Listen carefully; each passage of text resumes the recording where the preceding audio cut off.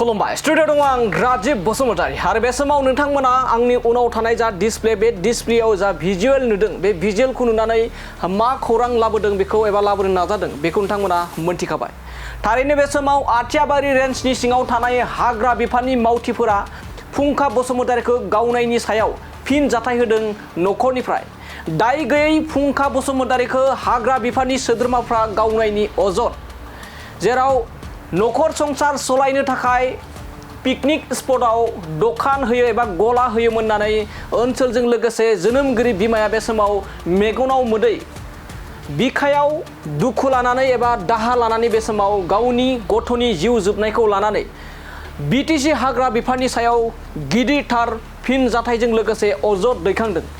फुंखा बसुमतारी बिथांखौ एबा दाय गैयै सुबुंखौनो इनाय अनागारि हाग्रा बिफाननि सोद्रोमाफ्रा जिउ फोजोबदों होननानै फोरमायदों। लोगोसे ओनसोलनि एबा गामिनि सुबुंफ्राबो बे समाव खौरां बिजोंनि गेजेरजों रोखा फोरमायदों दि बिटिसि हाग्रा बिफाननि एबा आथियाबारि रेन्जनि सोद्रोमाफोरा बे समाव फुंखा बसुमतारी बिथांखौ दाय गैयै सुबुंखौनो गावथारदों होननानै बे समाव फोरमायदों। थारैनो बे समाव गोबां बे समाव ससियेल मिडियानि गेजेरजों सोंखारिदों दि हाग्रा बिफाना माब्रै आथिंनि एबा हान्थुनि गाहायाव गावालासे माब्रै खर'आव थोंजों गावनानै मेलेम गहोनो हाखो बेखौ दिनैनि समाव सोंथि खालामनायखौ नुनो मोननाय जादों।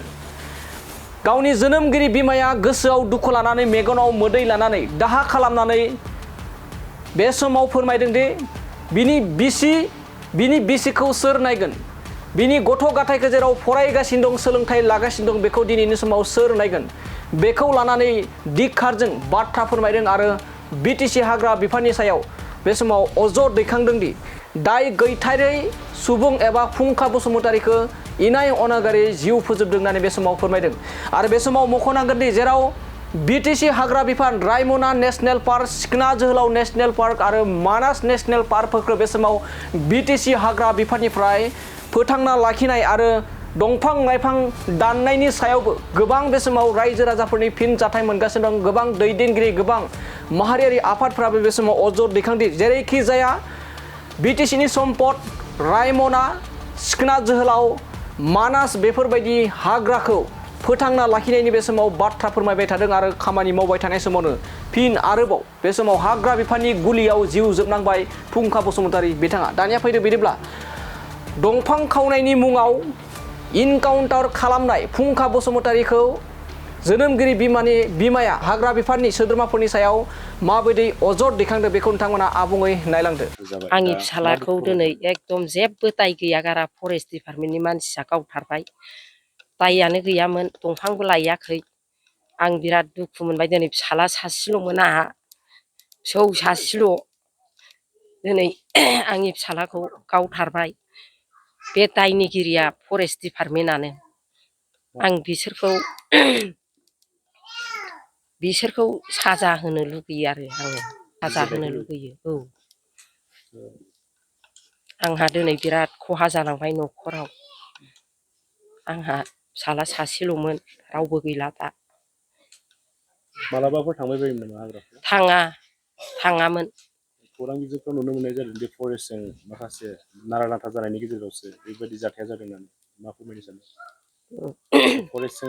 फरेस्ट डिपार्टमेन्टनि मानसिया थांनानै दाय गैया गारा गावहैबाय, खिन्थु बेखौ गावलायदों होनदों बे नङा, एकदम थगायदों।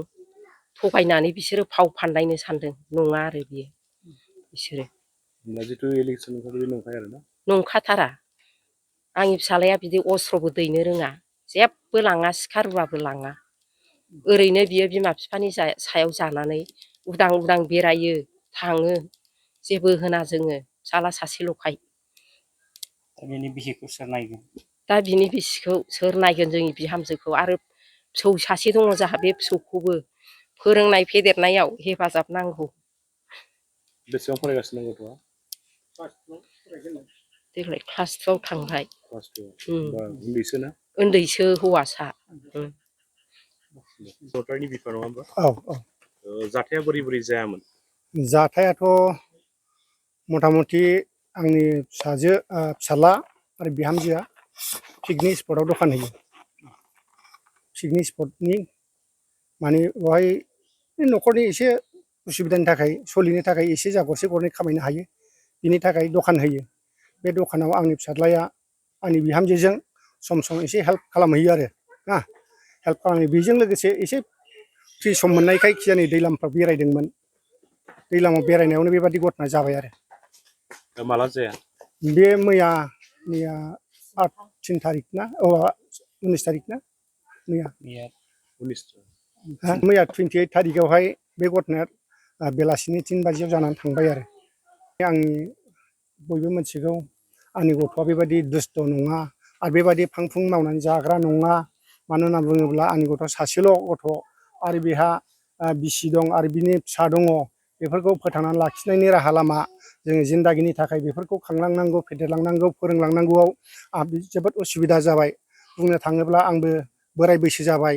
दिनै न'खरखौ सामलायनांगौआव न'खरखौ बेबायदि मोनसे थांनानै थानायनि राहा लामा बुथुमनांगौआव आंनि थाखायबो एसे असम्भब जाबाय ना बिनि थाखायनो आंनि फिसाला जे गोथाङै थायोमोनब्ला आंनि न'खरखौ सालायलांनो हायोमोन आरो गथ' गथायखौ फोरोंनायाव फोलावनायाव न'खर मेनेज खालामनायाव जथेस्थ' आङो बेखौनो आसामोन सासेल' बिसा हिसाबै दा बे सासेल' बिसायानो जुदि बेबायदि अनागारिहाय बेबायदि दुस्त मानसिफोरनि आखायाव जिउ गोमायोब्ला आङो बेखौनो सानदों जाहैबाय जाहाथे बे फिसाला गोमानायनि आंनि गथ' गथाय एबा आंनि बिसौफोरखौ फोरोंनायाव आरो आङो बिहामजो सासे दं बेखौ जाहोनायाव लोंहोनायाव दिनै रान्दि जानानै थांनायाव बेहाबो दुखु दङ साबेसे फिसाज्ला दं सासेल' सासेल' 5 बोसोरनि बे हाग्रायाव माब्लाबाफोर थांबाय बायोमोन नामा सम समफोर बियो आंनि फिसालायाथ' हाग्रायाव फ्राय थाङो होनना बुङोब्ला मालाबा लोगोफोरजों बिदि मैगं थाइगं नागिरनाय बेफोरबायदि माबा मोनसे मैखुन बायदिसिना बेफोराव गोबावजों खनसे थाङो बेनो आरो नोंथांनि फिसालानि सायाव अजद होनायखौ मा बुङो आंनि फिसालानि सायाव अजद होनाय मानि दा माखासे एसे सिगाङावनो मिडियायावहाय जों नुनो मोनदों बे मोनसे गावलायनाय काउन्टार जालायदों होनना बुंदों बेथ' एकदम थगायनाय नंथारा बियो दैलामबारियाव बेरायनो थांनाय मानसिया मालाबाबो बे पिकनिक स्पटआव हिनजावजों एसे हेल्प खालामनो थांनाय मानसि थाङा गावलायहैया बेवहाय बे दैलामबारियाव बेरायदोंमोन माबा मोनसे साम' खांख्राय नागिरदोंमोन सम्भब दा नोंथाङा बेबायदि सोरखौ दायनिगिरि सानो आङो दायनिगिरिया माने आङो दा फरेस्ट डिपार्टमेन्टनिफ्राय आं बेखौ बुंनो हायो आरो बे दायनिगिरिया फरेस्ट डिपार्टमेन्टना